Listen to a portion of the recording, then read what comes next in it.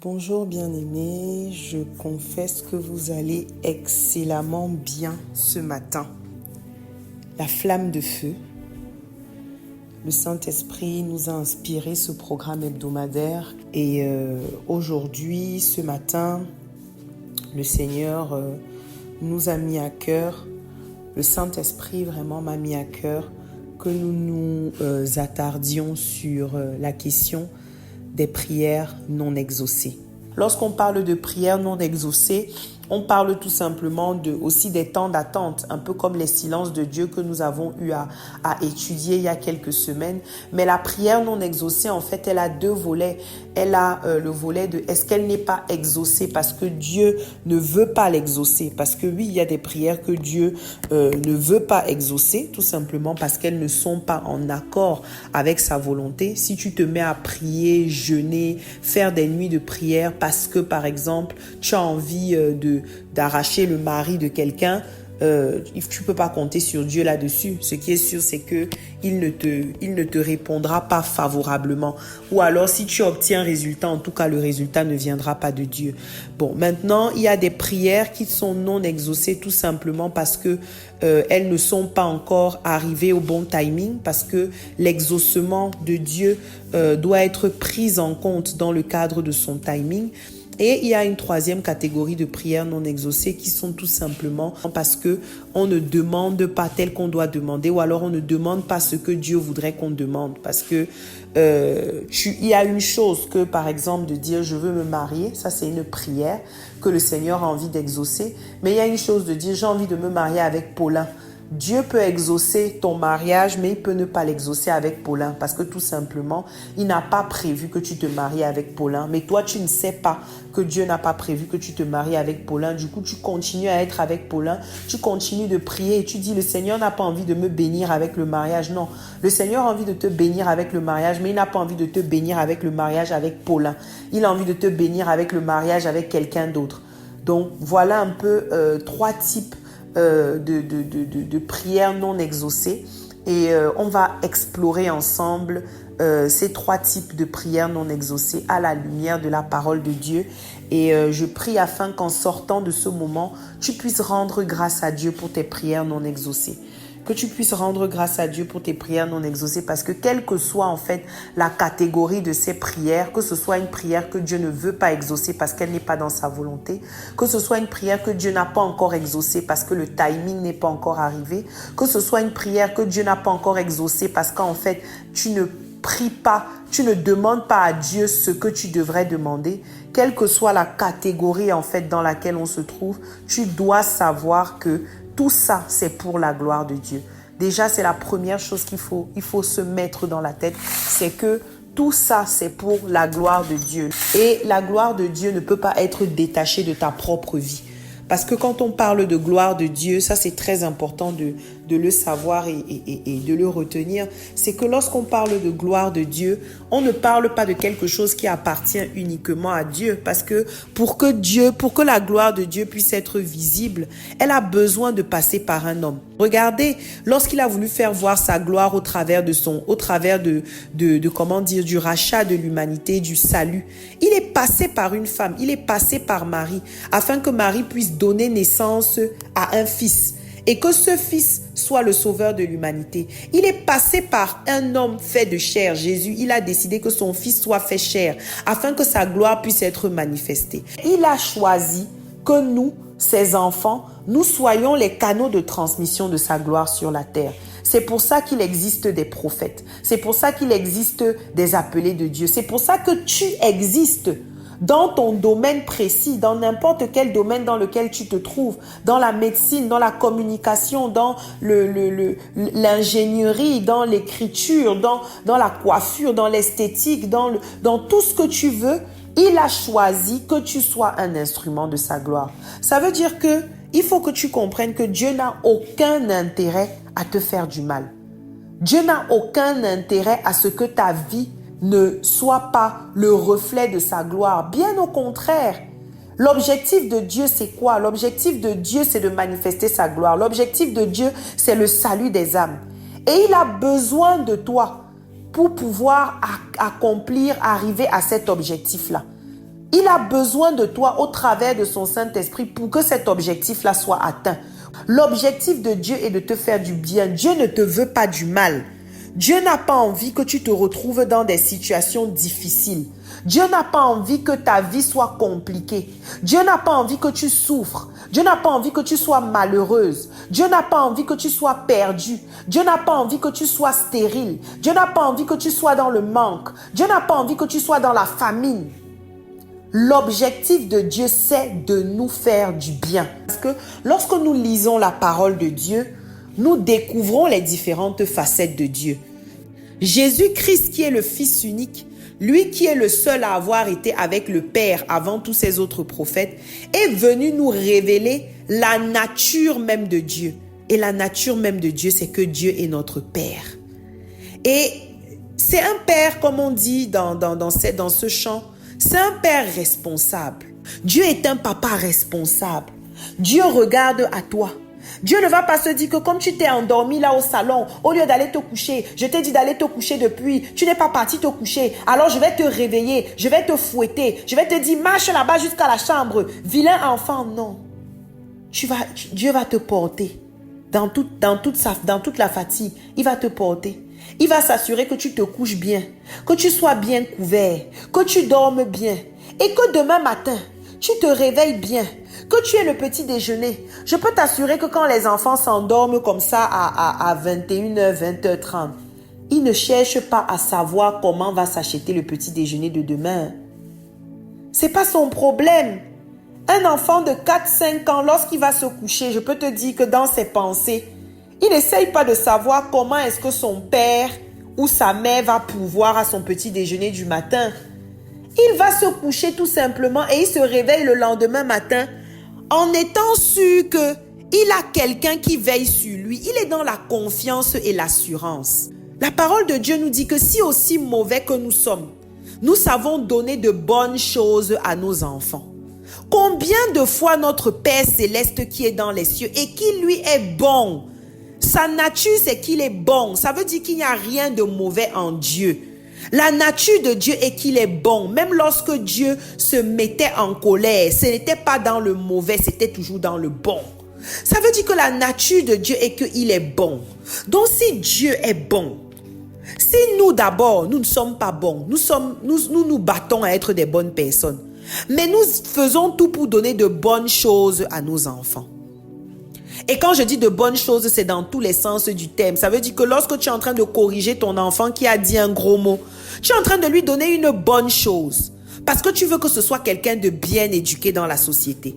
Ça veut dire que si nous, en tant que parents, nous pouvons donner de bonnes choses à nos enfants, combien de fois notre Père Céleste, qui lui est de nature bon, ça veut dire que l'intégralité de ce que tu traverses est une priorité pour Dieu. C'est une priorité pour Dieu. Ton sujet de prière actuel est aussi prioritaire que la couche qui a déjà duré sur les fesses d'un enfant. Dieu ne veut pas que le caca là te brûle les fesses.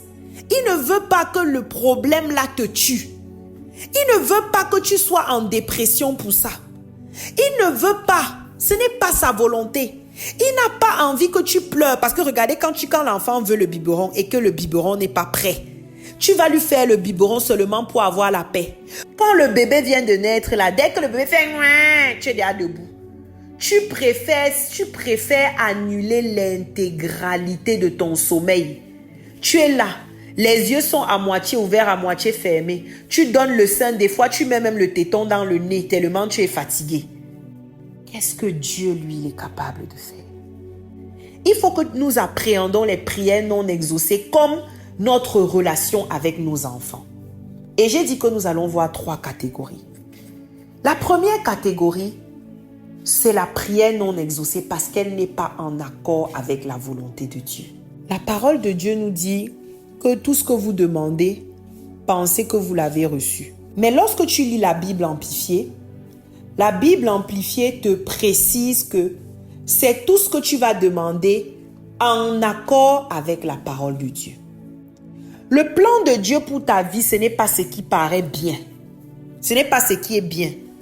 Le plan de Dieu pour ta vie, ce n'est pas forcément ce qui est convenable. Le plan de Dieu pour ta vie, ce n'est pas forcément la suite logique. Quand je dis la suite logique, ça veut dire quoi? Ça veut dire que tu peux avoir fait des études de 7 ans de médecine. Après, tu es parti faire une spécialisation de 3 ans ou 5 ans. Et tu as économisé pendant 10 ans. Tes parents ont pourvu aussi pour que tu puisses ouvrir un cabinet. Et toi, tu sais que quand tu sors de là, tu dois ouvrir ton cabinet. Est-ce que c'est une mauvaise chose? C'est une bonne chose. C'est un bon projet. Et lorsque tu arrives à la fin, le Seigneur te dit, vide tout ce qu'on t'a donné et bâtis une église. Tu deviens pasteur. Je peux te dire, ma chère, que pour que tu ailles à la banque, vider le compte avec tes économies, les économies de tes parents, les 10 ans d'études dans le sac, pour que tu prennes tout ça, que tu bâtisses une église et que tu deviennes pasteur, il va te falloir beaucoup de courage. Je veux que l'on prenne conscience que le plan de Dieu peut être différent, mais vraiment différent de notre plan. Et je veux qu'on reprenne l'exemple des enfants. Est-ce que tu demandes à ton enfant, bon, chez les bobos, il y a ça se fait aussi. Mais est-ce que c'est ton enfant qui décide du menu de ce qu'on mange chez vous aujourd'hui? Tu vas ouvrir le congélateur, tu vas dire, mon bébé, aujourd'hui tu préfères quoi, le poulet ou le porc? Parce que tu as le poulet et le porc devant toi. Tu ne vas pas lui proposer le canard laqué, alors que dans ton porte-monnaie, il y a 1000 francs. Ça veut dire que c'est toi le maître. En fait, c'est comme une fausse liberté que tu donnes à l'enfant. Maintenant, ça dépend de son ventre. S'il a envie de manger le poulet frit, il va te dire, maman, je veux le frit. S'il a envie de manger le porc dans le ndomba, il va te dire, maman, je veux le porc dans le ndomba. Mais tout ça va toujours le rassasier. Donc, il faut savoir que nos prières ne peuvent se réaliser que dans le cadre de la volonté de Dieu, de l'agenda de Dieu. Si tu es hors de l'agenda de Dieu, tu es comme un enfant qui arrive chez sa mère et lui dit, maman, j'ai envie de manger du foie gras aujourd'hui. Et quand maman ouvre le porte-monnaie, il y a 150. Maman va regarder 150, elle va regarder le foie gras. Elle va lui dire, mon fils, avec toute la volonté du monde, vraiment, on peut faire la pâte d'arachide aujourd'hui, on met sur quelque chose, on mange d'abord, on fait comme si c'est foie gras. Mais pour aujourd'hui, si foie gras n'est pas possible. La volonté de Dieu, l'agenda de Dieu. Dieu, lui, n'est pas limité comme nous. Il n'est pas limité comme nous. C'est-à-dire que c'est clair que si c'est Dieu, il a la capacité de nous donner tout ce qu'on veut. Mais est-ce que la volonté de Dieu, c'est forcément de nous donner tout ce qu'on veut, même ce qui n'est pas bon pour nous? Parce que tu sais, quelque chose peut être là, c'est bien, mais ce n'est pas bien pour toi. Mais ce n'est pas bien pour toi. Parce que Dieu, avant que tu ne sois formé dans le ventre de ta mère, il te connaissait déjà. Et il avait un plan pour ta vie. Il avait quelque chose qu'il avait écrit pour ta vie. Il avait quelque chose qu'il avait prévu pour ta vie. Par conséquent, ce qui est bon pour Dieu, ce n'est pas ce que tu vois comme étant bon. Ce qui est bon pour Dieu, c'est ce qui entre dans le cadre de son plan de base pour toi. Tu as donc cette catégorie-là. Les prières non exaucées parce que ça n'entre pas dans le cadre de ce que Dieu a prévu pour toi. Quand c'est comme ça, maman, tu avales la salive et tu demandes à Dieu de te conduire dans sa volonté. C'est pour ça que quand Jésus nous a appris à prier, il y a la volonté de Dieu dedans. Il a dit que ta volonté soit faite sur la terre comme au ciel. La prière que Jésus nous a enseignée, la prière du Notre Père, nous enseigne beaucoup de choses sur Dieu. Notre Père qui est dans les cieux, que ton nom soit sanctifié, que ton règne vienne. La première chose, c'est que tu appelles ton Père. Tu ne dis pas que mon consolateur, mon ami, mon quoi, non. La première chose de cette prière du Notre Père, c'est que Jésus veut que nous reconnaissions la nature de Dieu comme étant notre Père céleste. Tu es en train d'appeler à ton Père. Tu n'es pas en train d'appeler à quelqu'un qui va te juger. Tu n'es pas en train d'appeler à ton maître. Parce que c'est des fois même aussi l'erreur que nous avons, surtout quand nous servons le Seigneur. Lorsque tu sers déjà le Seigneur, tu as tendance à oublier que Dieu est ton Père. Dieu ne t'évalue pas. Dieu ne te bénit pas à la hauteur de ton service. Dieu m'a envoyé le questionnement, il m'a dit, la femme à la perte de sang, elle avait combien? Bartimée avait combien? Les sœurs de Lazare avaient combien? On a l'impression qu'on donne à Dieu pour qu'il nous donne. Quelle abomination! Est-ce qu'on peut payer la grâce de Dieu? La femme à la perte de sang avait combien? Elle n'avait qu'une seule monnaie, c'était sa foi. Bartimée n'avait qu'une seule monnaie, c'était sa foi. Les sœurs de Lazare n'avaient même pas la foi. Quand Jésus leur a dit que votre frère dort, elles ont dit que non, il est mort. Jusqu'à Jésus lui a dit que est-ce que je ne t'ai pas dit que si tu avais la foi, tu allais voir la gloire de Dieu? Ce n'est pas la foi des sœurs de Lazare qui ont ressuscité Lazare. Est-ce que tu sais qu'il y a des situations dans ta vie où ce n'est même pas ta foi qui va te sauver? Il y a des situations dans ta vie où tu n'auras plus la foi, mais ça ne va pas empêcher à la grâce de Dieu de se manifester. On ne monétise pas la bénédiction, ni émotionnellement, ni spirituellement, ni financièrement. La bénédiction ne se monétise pas. Ta monnaie, ta véritable monnaie dans le ciel, c'est ton salut. Le jour où tu as dit, j'accepte Jésus comme mon Seigneur et mon Sauveur, tu as eu accès à cette grâce imméritée.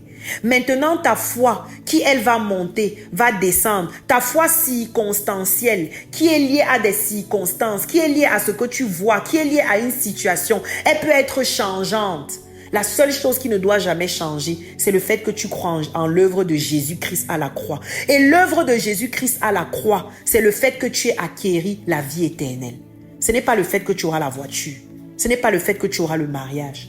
Pourquoi est-ce que tu as l'impression que Dieu ne t'a pas exaucé? Parce que tu n'as pas lu les 10 chapitres de la Bible que tu avais prévu de lire en janvier 2024.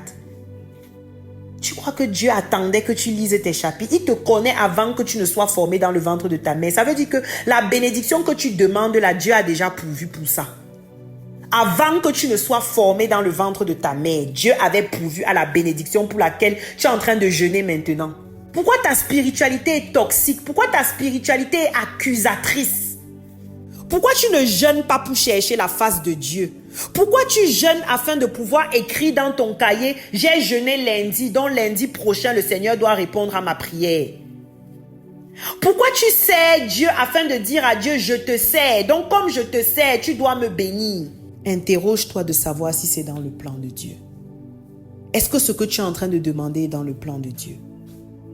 La deuxième catégorie de prières non exaucées, on a dit c'est les prières qui ne vont pas dans le timing de Dieu. On va reprendre l'exemple des enfants. Même si Elijah de 3 ans vient me demander seulement le vélo à 2 roues, je ne vais pas lui acheter. Parce qu'elle est trop petite pour conduire le vélo à 2 roues, sauf si j'ai l'énergie pour commencer à lui apprendre à rouler sur le vélo à 2 roues à 3 ans.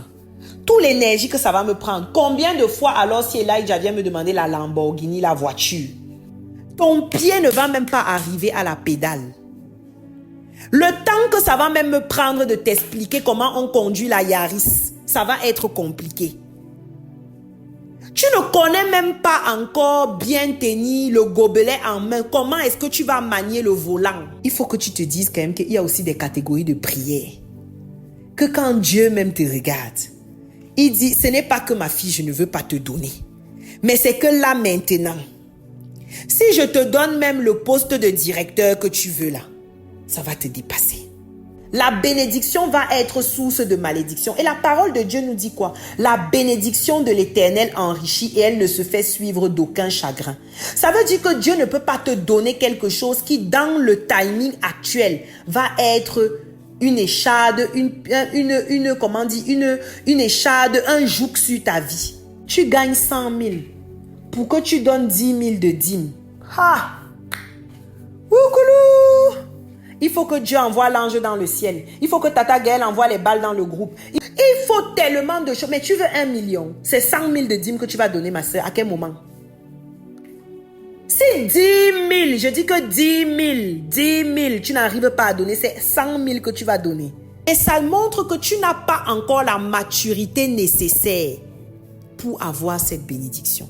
La parole de Dieu dit aussi longtemps que l'héritier demeure un enfant, il n'est pas différent d'un esclave. Ça veut dire que tu peux avoir des choses que Dieu a réservées pour toi. Mais il faut que tu arrives à l'état de maturité qui va te permettre de gérer ces choses. Est-ce que tu penses être déjà capable de payer le prix qu'il faut pour la bénédiction que Dieu est censé déposer dans ta vie?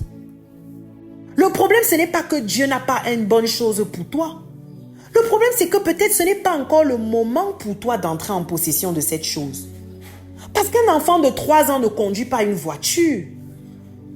Et l'intégralité des expériences que tu passes avant de pouvoir arriver à ton exaucement font partie du processus qui vont te permettre d'arriver quelque part. Est-ce que tu peux commencer à rendre grâce à Dieu pour le processus? De manière réelle, de manière honnête dans ta relation avec Dieu. Est-ce que tu penses que tu aurais pu être dans la relation que tu es aujourd'hui avec Dieu si tu n'avais pas passé le processus et le timing que Dieu t'a imposé, que la vie t'a imposé? Demande à Dieu qu'est-ce qu'il attend de toi dans la saison dans laquelle tu te trouves. Ça ne veut pas dire que le reste ne sera pas exaucé. Ça ne veut pas dire qu'il n'a pas prévu quelque chose de bon pour toi.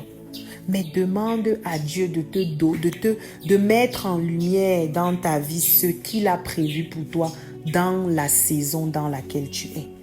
Et fais à fond ce que Dieu veut que tu fasses dans cette saison.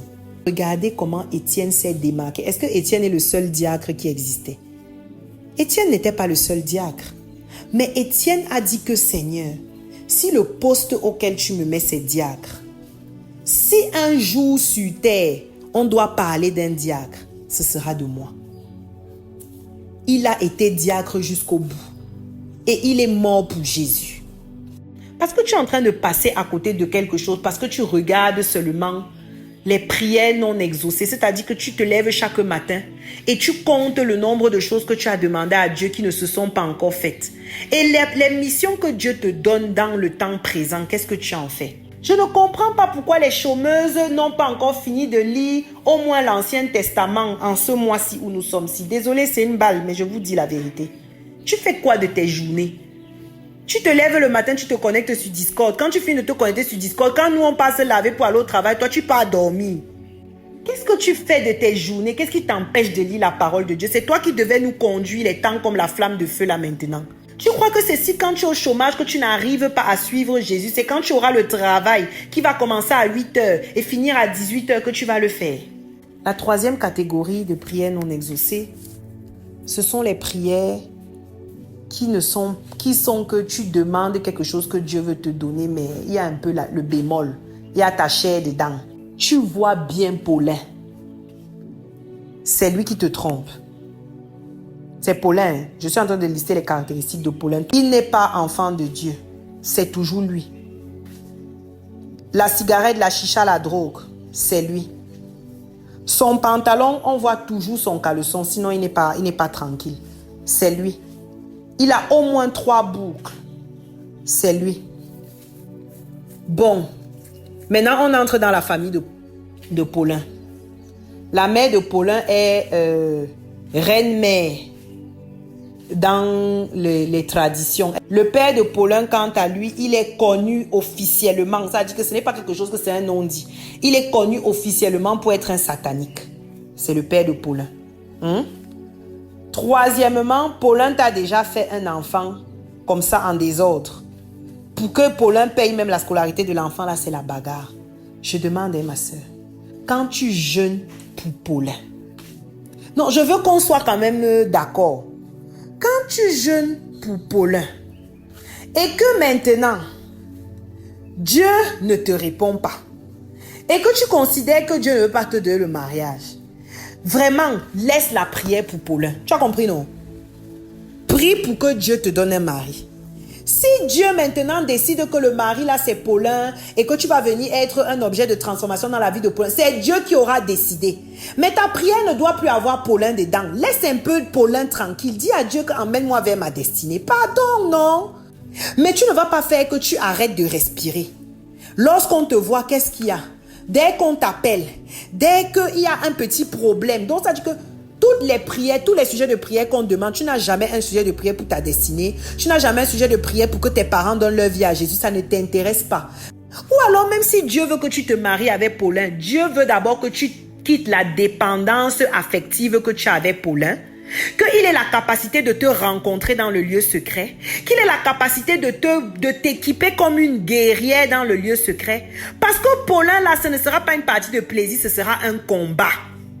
Et va un peu chercher Dieu. Va à la source. Dieu va d'abord te dire, même s'il t'attend chez ce Paulin-là. Et si bien même il t'attend chez ce Paulin-là, il va t'équiper pour que tu puisses aller entrer dans la vie du Paulin-là. Et si c'est qu'il ne t'attend pas avec ce Paulin-là, il va te faire rencontrer Henri. Et avec Henri, tu vas goûter le lait et le miel. Ça existe, c'est aussi possible. Le mariage, ce n'est pas seulement le ring de boxe ou alors le terrain d'évangélisation. Tu peux aussi te marier avec quelqu'un qui connaît déjà Christ. Tu n'auras pas échoué ton mariage. Dieu ne t'a pas seulement créé pour aller évangéliser le gars. Ouais! Parce que toutes les femmes, toutes les jeunes chrétiennes, c'est comme si leur vie entière, leur mari, donc tout ce qu'on les a créés pour ça, c'est pour faire les jeûnes et les prières pour les maris qui sont non chrétiens, qu'elles doivent convertir. Un mari qui a déjà Jésus, ça ne t'intéresse pas. Donc tu veux gaspiller toute l'onction que Dieu a mis sur toi seulement sur un mari. Un seul mari, avec toutes les âmes qu'il a sauvées là. Le temps que le type va te prendre, l'énergie que le gars va sucer en toi, gagner les âmes va te dépasser. Cherche ton Joseph comme Marie a trouvé son Joseph. Un Joseph qui va être capable que quand tu vas venir lui dire que l'ange du Seigneur m'est apparu, il va te dire alléluia, amen, allons-y ma femme. Est-ce que vous n'aimez pas le genre de Marie là aussi? Mieux tu pars accoucher comme Marie dans une étable, mais tu accomplis la volonté et la destinée de Dieu avec ton mari. Plutôt que d'aller te retrouver dans le palace avec Salomon, avec la franc-maçonnerie dedans, parce que des fois les prières sont non exaucées parce qu'elles sont un genre. La prière est un genre. Ton sujet de prière est un genre. Dieu me met mal à l'aise. Je vais te le dire, il y a une prophétie et une promesse sur ta vie. Toutes ces promesses de Dieu là, il veut te les donner et il va te les donner. Laisse-le te donner ce qui est bon pour toi. Laisse-le te donner ce qui est véritablement bon pour toi. La première chose, c'est que tu as un père qui est bon et responsable. Ça veut dire qu'il a le désir de te faire du bien. Il a le désir de te faire du bien. Le désir de Dieu, c'est de te faire du bien. Il n'a aucun intérêt à te faire souffrir. Il n'a aucun intérêt à ce que tu sois triste. Il n'a aucun intérêt à ce que tu aies mal. Je veux que tu saches que la situation de douleur, de tristesse, d'inconfort dans laquelle tu te trouves, elle fait mal à Dieu, peut-être même beaucoup plus qu'elle ne te fait mal. Deuxièmement, en plus du fait que Dieu est un Père responsable, le temps de Dieu est le temps parfait. Le temps de Dieu est le temps parfait. Regardez comme un sujet de joie toutes les souffrances que vous êtes en train de vivre maintenant. Je demande toujours à tout le monde de relire le livre de Genèse. Juste le chapitre 1 du livre de Genèse enseigne tellement sur Dieu. C'est-à-dire que le chapitre là, on peut étudier ça pendant 1 an sans s'arrêter. Le processus au travers duquel le Seigneur a fait la création. Quand tu sais qui est Dieu, tu sais que Dieu pouvait faire un claquement de doigts comme ça, tout apparaît. Le gars a pris le temps. Il a fait une chose. Et après, quand il a fini de faire la chose, la parole de Dieu dit, il a vu que c'était bon. Ça veut dire que donc, Dieu fait. Il enjoy d'abord ce qu'il a fait. Lui-même regarde, il dit que l'affaire, si ça donne. Bon, on passe se reposer, on va continuer demain. C'est comme ça qu'il fait même avec ta vie.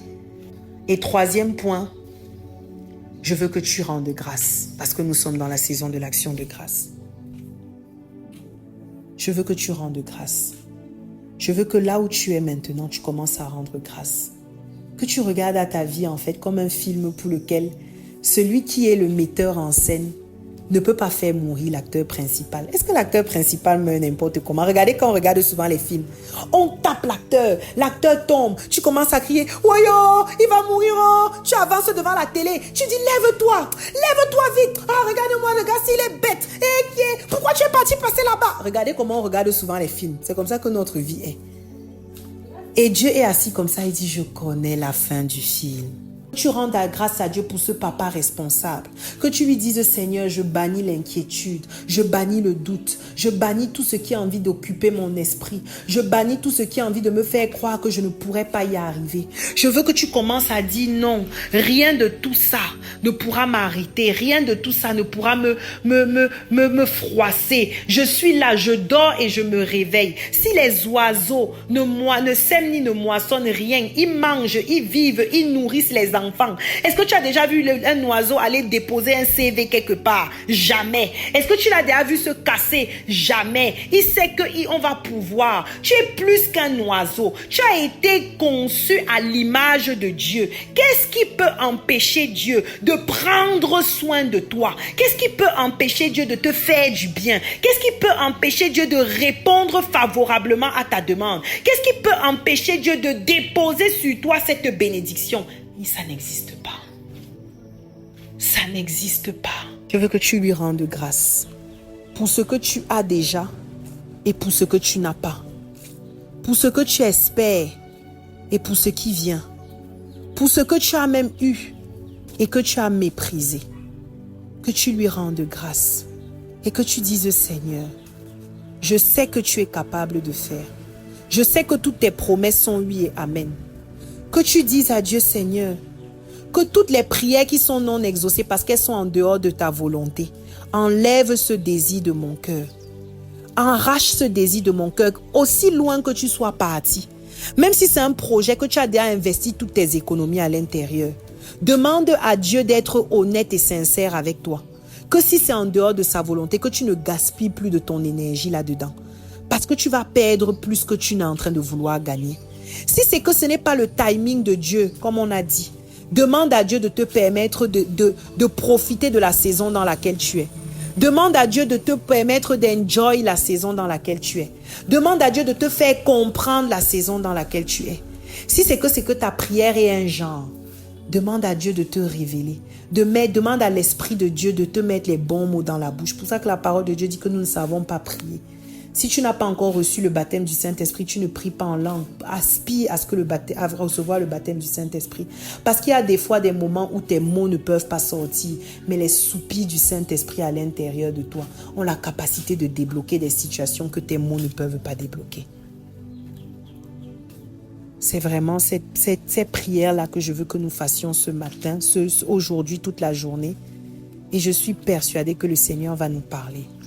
Et je veux te fortifier, je veux te dire, prends courage.